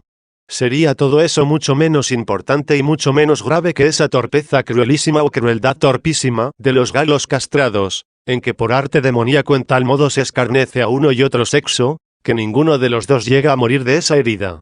Allí se teme la maldición sobre los campos, ¿no se teme aquí la amputación de los mismos? Se profana allí la vergüenza de una recién casada, pero no se le quita ni su fecundidad ni su virginidad. Aquí, en cambio, se castra de tal modo la virilidad, que ni se convierte en mujer ni sigue siendo varón. Capítulo 25. Interpretación de los sabios griegos sobre la mutilación de Atis. No se ha hecho mención de Atis, en memoria de cuyo amor se mutila el galo, ni varón ha buscado una interpretación. Pero los eruditos y sabios de Grecia no pasaron en silencio asunto tan santo e ilustre. Como el aspecto primaveral de la tierra es más hermoso que el de las otras estaciones, el célebre filósofo Porfirio dice que Atis simboliza las flores, y que fue castrado porque la flor cae antes que el fruto. No fue, pues, al hombre, o cuasi hombre, llamado Atis a quien compararon con la flor, sino sus partes viriles. Cayeron estas viviendo él. Mejor aún, no cayeron ni fueron cortadas, sino totalmente despedazadas. Y perdida aquella flor, no hubo fruto alguno después, sino siguió la esterilidad. ¿Cómo quedó él? ¿Qué significa lo que le quedó al mutilado? ¿A qué hay que referirlo? ¿Qué interpretación se da de esto? ¿No deben persuadirnos los vanos y estériles intentos, que debemos más bien creer lo que sobre el hombre mutilado nos legó la fama y se consignó en documentos? Con razón escurrió el bulto Varrón en esto y rehuyó el citarlo. No es posible se le escapara a un hombre tan erudito. Capítulo 26. Sobre los torpes misterios de la Gran Madre. Tampoco Varrón quiso decir nada ni recuerdo haber leído algo en parte alguna sobre los invertidos consagrados contra todo pudor, hombres y mujeres, a la misma Gran Madre. Hasta ayer, como quien dice, los hemos visto con los cabellos perfumados, rostro maquillado, miembros relajados, andares mujeriles, deambular por las plazas y barrios de Cartago pidiendo con exigencia al pueblo con qué mantener sus torpezas. No tuvo Varrón una interpretación para esto, se avergonzó la razón, enmudeció la palabra. Superó la Gran Madre a todos los otros dioses, no por la grandeza de su divinidad, sino por su crimen. Ni la monstruosidad de Janio puede parangonarse con esta monstruosidad. Tenía Janio la deformidad solo en las imágenes. Esta, en cambio, en sus mismos misterios muestra la crueldad de su deformidad. Aquel acrecentaba sus miembros con piedras, ésta los ha arrasado en los hombres. Ni tanta torpeza, ni tan grandes crímenes de Júpiter superan esta desvergüenza. Entre la corruptela femenina, deshonró el cielo únicamente con Ganimedes. Aquella, con tantos invertidos profesionales y públicos, profanó la tierra y ultrajó al cielo. Quizá pudiéramos, en crueldad tan obscena, poner frente a ella y aún delante a Saturno, de quien se dice que mutiló a su padre. Pero en los misterios de Saturno pudieron los hombres morir a manos ajenas más bien que mutilarse a sí mismos. Devoró a sus hijos, como dicen los poetas, aunque los físicos lo interpreten a su talante. La historia nos dice ciertamente que los mató. En cambio, sacrificarle los propios hijos, como hicieron los cartagineses, eso no lo aceptaron los romanos. Sin embargo, esta gran madre de los dioses llegó hasta exigir castrados en los templos romanos, y conservó esta costumbre cruel, haciendo creer que amputando las partes viriles de los hombres acrecentaba el poderío de los romanos. ¿Qué son, comparados con tamaña vergüenza, los hurtos de Mercurio, la lascivia de Venus, los estupros y torpezas de los demás, que podríamos presentar tomados de los libros, si no se cantaran y celebraran en los teatros? Pero, ¿qué es todo esto ante un mal tan enorme, cuya monstruosidad solo era achacable a la Gran Madre? Sobre todo, si se tiene en cuenta que se dice que esas cosas son ficciones de los poetas, como si los poetas hubieran inventado también que todo ello es aceptado y agradable a los dioses. Pase que sea audacia o petulancia de los poetas el que se canten o se escriban, pero el que se hayan añadido a las ceremonias y honores divinos por orden e imposición de la divinidad, ¿qué es sino un crimen de los dioses o, quizá mejor, confesión de demonios y engaño de miserables? Por otra parte, el que la madre de los dioses mereciera ser venerada por la consagración de los mutilados no es una invención de los poetas, prefirieron ellos más bien horrorizarse a cantarlo. ¿Quién puede consagrarse a estos dioses para vivir feliz después de la muerte, si consagrado a ellos no puede vivir honradamente antes de la muerte, sometido a tan repugnantes supersticiones y condenado a inmundos demonios? Cierto, dice, pero esto se refiere al mundo. ¿No sería mejor decir a lo inmundo? ¿Cómo, en efecto, no ha de referirse al mundo lo que está demostrado se encuentra en el mundo? Nosotros, en cambio, buscamos un ánimo que, confiado en la verdadera religión, no adore al mundo como a su Dios, sino que alabe por Dios al mundo como obra de Dios, y, purificado de las inmundicias mundanas, llegue limpio a Dios, que hizo el mundo. Capítulo 27. Ficciones de los físicos, que no rinden culto a la verdadera divinidad, ni practican el culto a ella debido. 1. Vemos que estos dioses selectos han sido más conocidos que los demás, pero no para poner de relieve sus méritos, sino para que no queden ocultas sus deshonras. Por ello es más verosímil que fueran hombres. Como nos lo han enseñado no solo los poetas, sino también los historiadores. Así nos dijo Virgilio: vino el primero Saturno desde el alto Olimpo, huyendo de las armas de Júpiter, y desterrado de los reinos perdidos. Y continuó todavía con el mismo tema. Toda esta historia la expone Bemero, y la traduce al latín Ennio. Y como han dicho tantas cosas los que antes que yo escribieron en griego o latín contra estos errores, no me ha parecido bien detenerme en ello. 2. Al considerar los argumentos físicos con que hombres sabios y perspicaces tratan de convertir las cosas humanas en divinas, veo que solo pueden reducirse a las obras temporales y terrenas y a la naturaleza corpórea, mudable al fin, aunque fuera invisible. Y nada de esto puede ser el Dios verdadero. Si esto se tratase al menos con argumentos apropiados a la religiosidad, sería de lamentar que no se utilizaran esos para anunciar y predicar al Dios verdadero. Pero pudiera tolerarse viendo que ni se hacían ni se mandaban fealdades tan vergonzosas. Ahora bien, si no se puede dar culto al cuerpo o al alma suplantando al Dios verdadero, con cuya inhabitación solo es feliz el alma, cuánto más impío será dar tal culto a esas divinidades que ni el cuerpo ni el alma de quien lo hace puede conseguir la salud o la reputación humana. Por lo cual, si se venera con templo, sacerdote o sacrificio, que se debe solo al Dios verdadero, algún elemento del mundo, o algún espíritu creado, aunque no sea inmundo ni malo, no es ciertamente malo porque sean malos los elementos con que se venera, sino porque son de tal naturaleza, que solo deben emplearse en el culto de aquel a quien se debe tal culto y servicio. En cambio, si se pretende dar culto al único Dios verdadero, esto es, al Creador de toda alma y cuerpo, con la estupidez o monstruosidad de los simulacros, con los sacrificios de homicidios, con la coronación de las partes vergonzosas, con el estipendio de los estupros, amputación de miembros, mutilación, consagración de los invertidos, representaciones impuras y obscenas. Si se pretende esto, no está el pecado en dar culto a quien debe darse, sino en dar culto de modo indebido. También se puede dar culto con actos torpes y malvados, no al Dios verdadero, es decir, al Creador del alma y del cuerpo, sino a una criatura, aunque no sea mala, sea alma o alma y cuerpo a la vez. Entonces se peca doblemente contra Dios, porque se venera como Dios lo que no lo es, y se le venera con tales actos, que no deben emplearse en su culto ni en el de nadie. En cuanto a estos, bien a la vista está como han honrado a los dioses, es decir, con qué torpeza y perversión. Sería ciertamente oscuro qué cosa, o a quienes han venerado, Si no atestiguase su historia las abominaciones y torpezas que confiesan se daban a los dioses, que las exigían bajo amenaza. Por donde consta, removido todo subterfugio, que toda esa teología civil invita a los malvados demonios e inmundísimos espíritus a adueñarse de los corazones insensatos en la contemplación de esas estúpidas imágenes, y por intermedio de ellas. Capítulo 28. Desacuerdo de la doctrina teológica de Varrón. ¿Qué importa, pues, que con razonamiento tan sutil al parecer intente el doctísimo y agudísimo Varrón reducir y trasladar todos estos dioses al cielo y a la tierra? No lo consigue. Se le escapan de las manos, se escurren, resbalan, se le caen. Al ir a hablar de las hembras, es decir, de las diosas, escribe, como dije en el primer libro sobre los lugares sagrados, hay dos principios opuestos de dioses, los del cielo y los de la tierra, y por eso parte se llaman celestes y parte terrestres. En los libros anteriores comenzamos por el cielo al hablar de Jano, a quien unos llaman cielo y otros mundo. Así, al tratar de las hembras, comenzamos por Telus. Comprendo la dificultad en que se encuentra ingenio tan agudo. Se deja llevar por un razonamiento aparente al decir que el cielo es el que obra y la tierra la paciente, y por eso le atribuye a él la virtud masculina, y a ella la femenina. Y no paramientes en que hizo a uno y a otra el que ha hecho todo eso.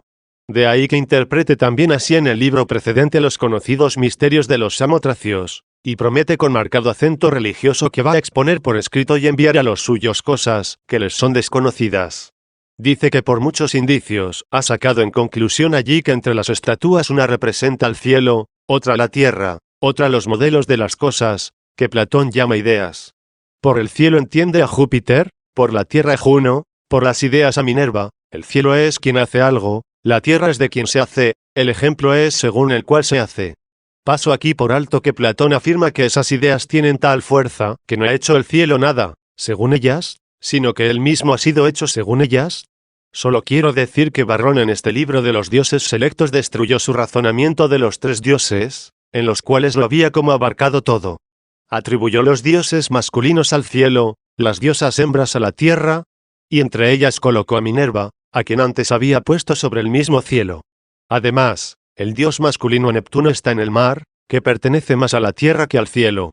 Finalmente, Dispater, que en griego se llama pi mayúscula lambda minúscula omicron minúscula ipsilon minúscula con acento agudo tau minúscula omega minúscula ni minúscula, hermano masculino de ambos, es presentado como dios de la tierra, cuya parte superior ocupa, teniendo a su esposa, Proserpina, en la inferior.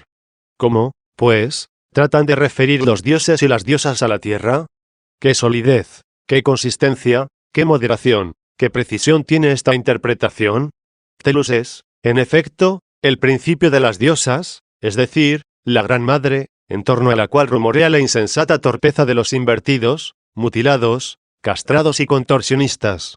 ¿Por qué, pues, se llama a Jano cabeza de los dioses, y a Telus cabeza de las diosas? Ni el error puede hacer una sola cabeza del primero, ni el frenesí puede sanar a la segunda. ¿Por qué intentan referir todo esto al mundo? Aunque les fuera posible, ningún espíritu piadoso adoraría al mundo en lugar de adorar al Dios verdadero. Y la verdad palmaria les demuestra que ni esto pueden ellos.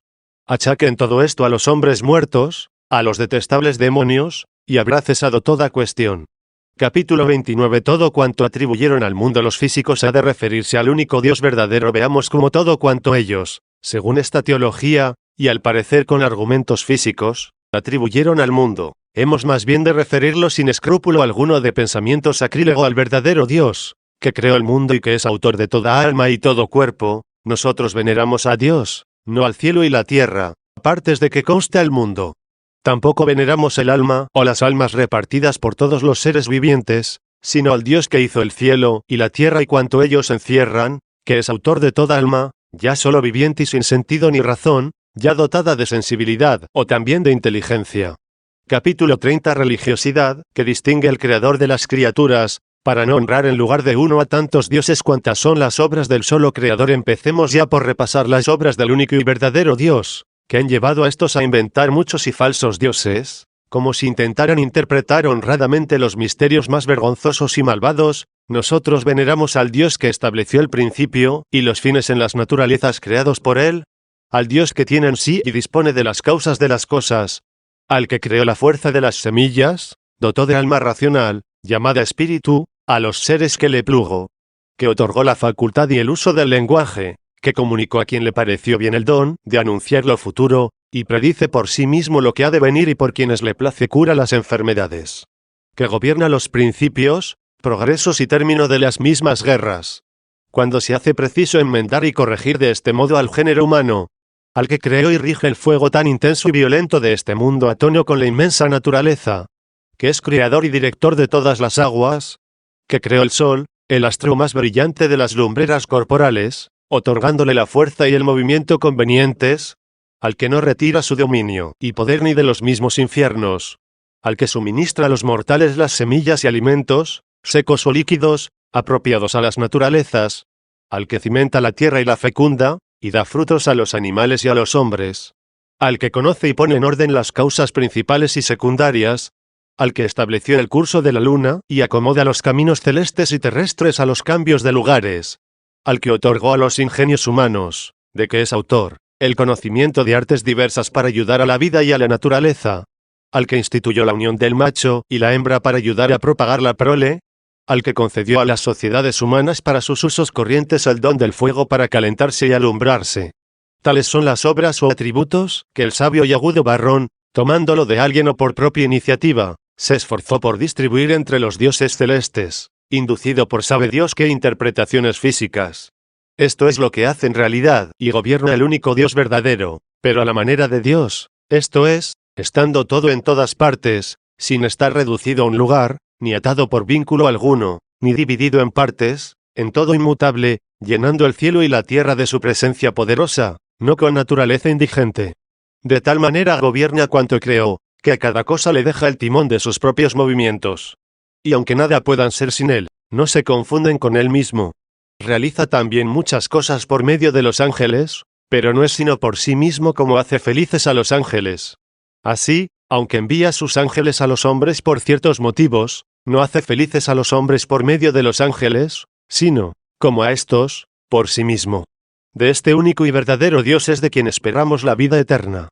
Capítulo XXX y beneficios que, además de los generales, concede Dios a los seguidores de la verdad tenemos, en efecto, un insigne argumento de su gran amor para con los buenos, aparte de esos beneficios que, según la administración de la naturaleza que hemos recordado, proporciona a los buenos y a los malos. Es cierto que en modo alguno podemos darle las debidas gracias por el ser, por la vida, por el cielo y la tierra que vemos, por la inteligencia y razón que tenemos, con la cual podemos buscar al mismo que creó todo esto.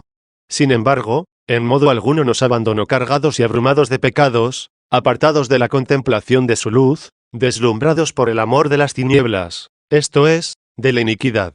Nos envió su Verbo, su único Hijo, por medio del cual, después de haber nacido y padecido en su carne mortal tomada por nosotros, conociéramos cuánto amó Dios al hombre y quedáramos purificados de nuestros pecados con su sacrificio, y con la caridad del Espíritu Santo, difundida en nuestros corazones, llegáramos al eterno descanso y a la inefable dulzura de su contemplación. ¿Qué corazones, cuántas lenguas podrían contentarse en sus esfuerzos por darle las debidas gracias?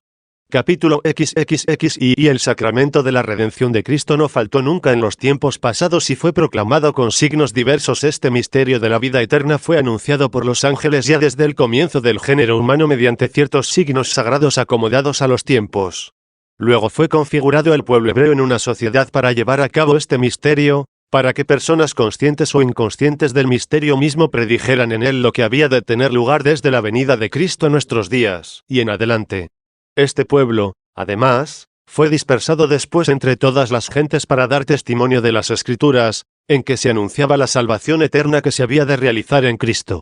No fueron solo las profecías que están escritas ni solo los preceptos que informan las costumbres y la piedad de vida, y que se encuentran en las sagradas letras, también los sacramentos, los sacerdotes, el tabernáculo o templo, los altares, los sacrificios, las ceremonias, los días festivos y todo lo restante relativo al servicio debido a Dios, y que en griego se llama lambda minúscula alfa minúscula tau minúscula rho minúscula epsilon minúscula iota mayúscula con acento agudo alfa minúscula.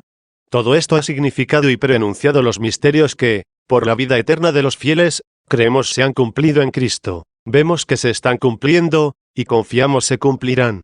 Capítulo XXX y solo la religión cristiana pudo descubrir el engaño de los espíritus malignos, que se alegran con los errores de los hombres. Esta religión, pues, única y verdadera, es la que ha puesto en claro que los dioses de los gentiles no son sino inmundos demonios. Estos, deseando ser tenidos por dioses, aprovechándose de las almas difuntas o de criaturas mundanales, se han complacido con soberbia inmundicia en honores cuasi divinos, malvados y torpes a la vez, envidiando la conversión de los espíritus humanos al verdadero Dios. De tan inhumana y sacrílega tiranía se libra el hombre por la fe en aquel que para levantarlo le dio ejemplo de tan gran humildad cual fue la soberbia, que a ellos los había derribado.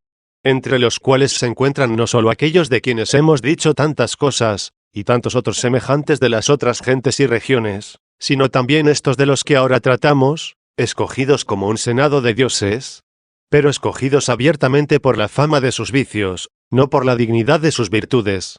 Varrón trata, ciertamente, de referir sus misterios a ciertos motivos naturales, procurando conectar sus torpes empresas, pero no puede encontrar la manera de acomodarlos y armonizarlos. No son, en efecto, justificaciones de aquellos misterios las que él piensa, o mejor las que quiere que se piensen. Aparte de esas justificaciones, podría haber otras cualesquiera del mismo género, aunque no se relacionaran con el Dios verdadero y la vida eterna que se ha de buscar en la religión. Y dada alguna explicación sobre la naturaleza de las cosas, mitigarían un tanto la animadversión que habían causado en las cosas sagradas una presunta torpeza o desatino no entendido. Tal ha intentado hacer en algunas representaciones teatrales o misterios de los templos, no justificando los teatros por su parecido con los templos, sino condenando más bien los templos por su parecido con los teatros. Al menos lo intentó, para desagraviar, con la presunta razón de causas naturales, el sentido injuriado por tales horrores.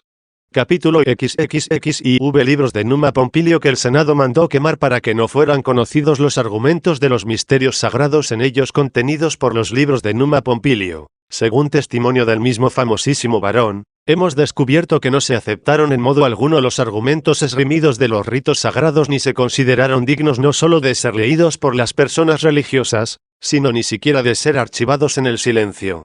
Es hora ya de decir lo que en el tercer libro de esta obra prometí que a su tiempo diría.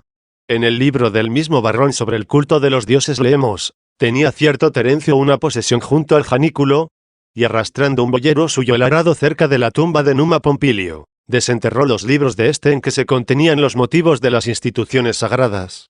Se los llevó a la ciudad al pretor. Y este, habiendo comenzado a leer el principio, comunicó al Senado asunto de tal importancia. Leyeron los principales algunas causas sobre el porqué de algunas instituciones en los misterios. Y el Senado estuvo de acuerdo con la opinión del muerto Numa, determinando los padres de la patria, como varones religiosos, que el pretor quemara semejantes libros. Piense cada cual lo que le parezca. Más aún, diga cualquier ilustre defensor de tamaña impiedad lo que le sugiera su insensata obstinación. A mí me basta recordar que las razones de las instituciones sagradas, escritas por el rey Pompilio, fundador de los misterios romanos, no juzgaron conveniente fueran conocidas por el pueblo, ni por el Senado, ni aun por los mismos sacerdotes. El mismo Numa Pompilio llegó por una ilícita curiosidad al conocimiento de sus secretos demoníacos, que él mismo haría escribir para tener una amonestación con su lectura. Sin embargo, aun siendo rey, y no teniendo por qué temer a nadie, no se atrevió a comunicárselo a nadie, ni a hacerlo desaparecer, destruyéndolo o consumiéndolo como fuera. Así, como no quería que nadie lo conociera para no comunicar a los hombres cosas tan nefastas, y como por otra parte temía profanarlo, con lo que se atraería la ira de los demonios, lo enterró donde juzgó estaría más seguro, pues pensaba que nadie llevaría el arado junto a su sepulcro. El Senado, en cambio, temió condenar la religión de sus antepasados, y se veía por ello en la precisión de adherirse a la opinión de Numa. No obstante, juzgó tan perniciosos esos libros, que ni siquiera mandó enterrarlos de nuevo, no fuera que la humana curiosidad buscase con más ahínco una cosa ya pública. Por eso ordenó que fueran destruidos por el fuego documentos tan nefandos. De este modo, aunque juzgaban necesario practicar esos ritos, tuvieron por más tolerable el error, ignorando las causas de los misterios, que la destrucción de la ciudad por su conocimiento. Capítulo XXXV sobre la hidromancia, por la cual Numa se vio burlado con la visión de algunas figuras de demonios. El mismo Numa, a quien no era enviado ningún profeta de Dios ni ángel alguno santo, se vio forzado a practicar la hidromancia para poder ver en el agua las imágenes de los dioses, o más bien los engaños de los demonios, y escuchar de ellos lo que debía establecer y observar en las ceremonias religiosas.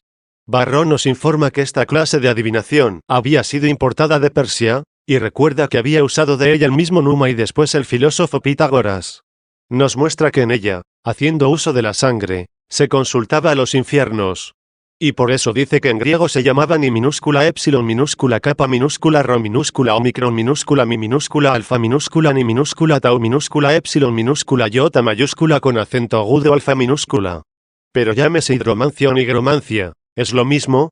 Lo que aparece allí es la adivinación por los muertos. ¿Qué artes utilizaban para esto? Ellos lo sabrán.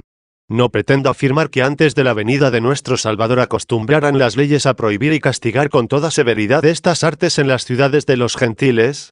No pretendo, repito, afirmarlo, pues quizá estaban permitidas entonces tales cosas. En estas artes, sin embargo, aprendió Pompilio aquellos misterios cuyos hechos descubrió, enterrando las causas, tal temor tuvo él a lo que aprendió. Y el Senado quemó los libros de esas causas. ¿Por qué? Pues, Varrón interpreta no sé qué otras supuestas causas físicas de aquellos misterios. Si aquellos libros las hubiesen tenido, seguramente que no hubiesen ardido. Digo, habrían mandado quemar de la misma manera los padres conscriptos esos libros, de Varrón escritos y editados para el pontífice César. El agua que hizo sacar o transportar Numa Pompilio para la práctica de la hidromancia lo interpretan como haber tenido por esposa a la ninfa Egeria, como se expone en el citado libro de Varrón.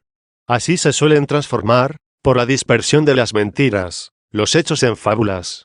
En la hidromancia aprendió el curiosísimo rey romano los misterios que habían de tener los pontífices en sus libros, y las causas de los mismos, que no quiso conocer a nadie más que él.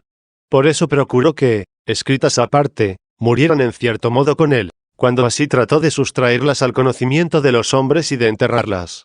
De modo que una de dos, o eran tan inmundas y perjudiciales las liviandades de los demonios allí consignadas, que toda la teología civil tomada de ellas apareciese execrable aún a hombres que habían aceptado tanta vergüenza en sus ritos sagrados, o todos aquellos no eran considerados sino como hombres muertos que casi todos los pueblos gentiles, por la antigüedad de tiempo tan largo, habían considerado como dioses inmortales. En tales misterios, en efecto, se complacían aquellos demonios que se presentaban para ser adorados en lugar de los muertos que, con el testimonio de engañosos milagros, habían conseguido ser tenidos por dioses. Pero la oculta providencia del verdadero Dios permitió que esos demonios, reconciliados con su amigo Pompilio por las artes de la hidromancia, le confesaran todos esos desvaríos, y, sin embargo, no permitió que al morir mandase que fueran quemados en vez de enterrados. Aunque intentaron quedar ocultos, no pudieron resistir al agrado con que fueron desenterrados ni a la pluma de Varrón, que nos ha transmitido esta narración. No pueden hacer sino lo que se les permite. Y se les permite por un justo y profundo decreto del Dios Supremo, por los méritos de aquellos que es justo sean afligidos o sometidos o engañados. En fin, cuán perniciosos y alejados del culto de la verdadera divinidad han sido juzgados estos escritos se puede colegir de este hecho. El Senado tuvo por más oportuno quemar los que Pompilio ocultó, a temer lo que temió quien no se atrevió a hacer esto. Por consiguiente, quien ni aun ahora quiere tener una vida religiosa, busca en tales misterios la eterna. Pero quien no desee hacer alianza con los malignos demonios, no tema la perniciosa superstición con que son honrados. Antes bien, reconozca la verdadera religión, por la cual son puestos en evidencia y vencidos.